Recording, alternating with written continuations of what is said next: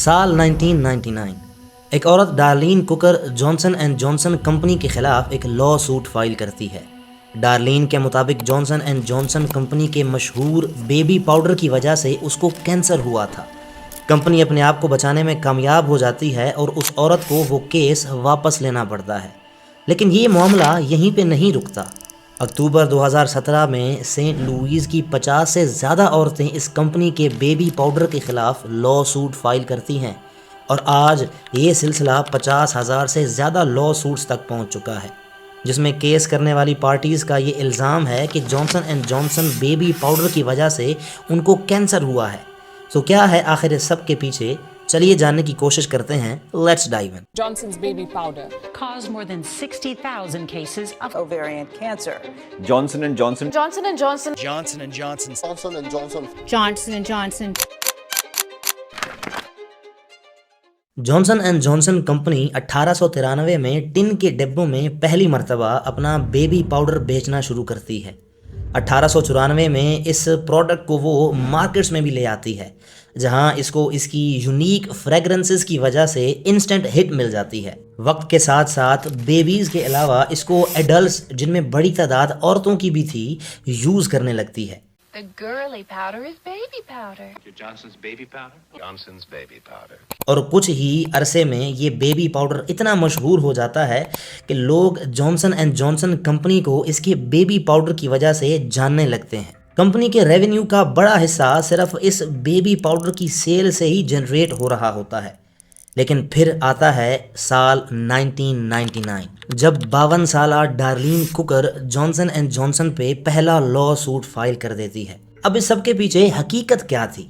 ڈارلین cooker کے مطابق اس product میں جو ٹیلکم پاؤڈر یوز کیا جاتا ہے، اس میں ایسبیسٹوس کی کچھ پرسنٹیج بھی شامل ہے، اور اسی کی وجہ سے ان کو کینسر ہوا ہے۔ ایک منٹ، یہ ایسبیسٹوس اور ٹیلکم پاؤڈر کا کیا معاملہ ہے؟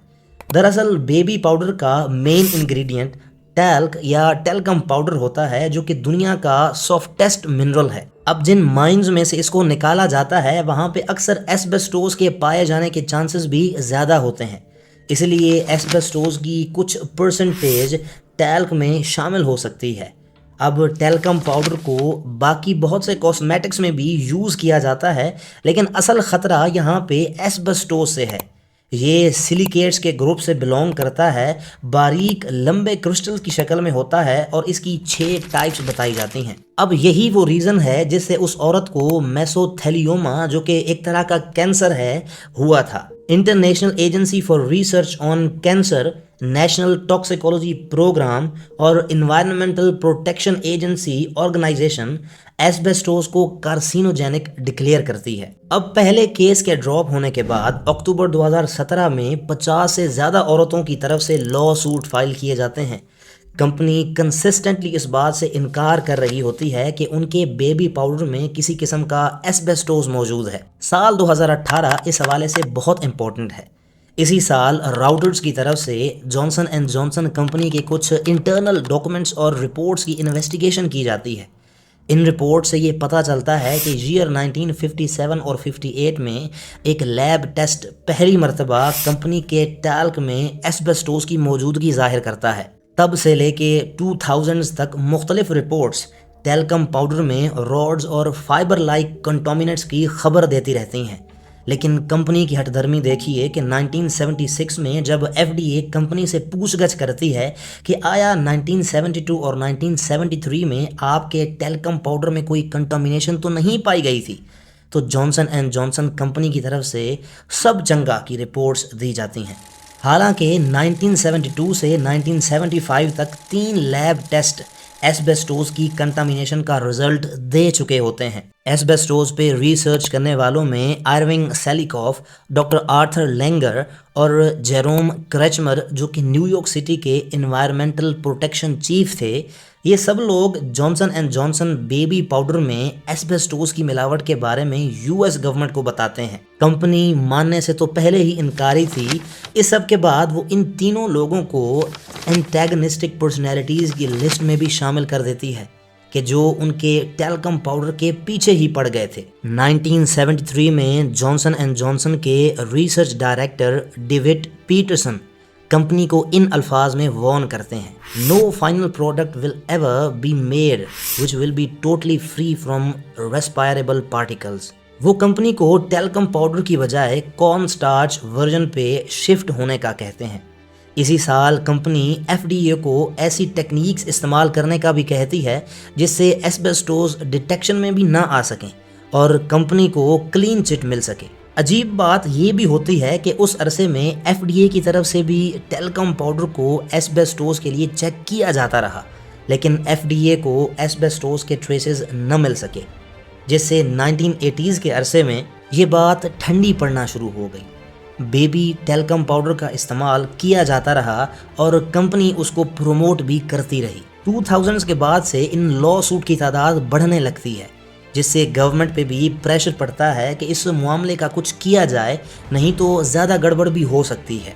अप्रैल 2018 में कंपनी स्टीफन लांजो के खिलाफ पहली मर्तबा अपना केस हारती है, जिसमें जॉनसन एंड जॉनसन को $117 मिलियन अदा करने पड़ते हैं।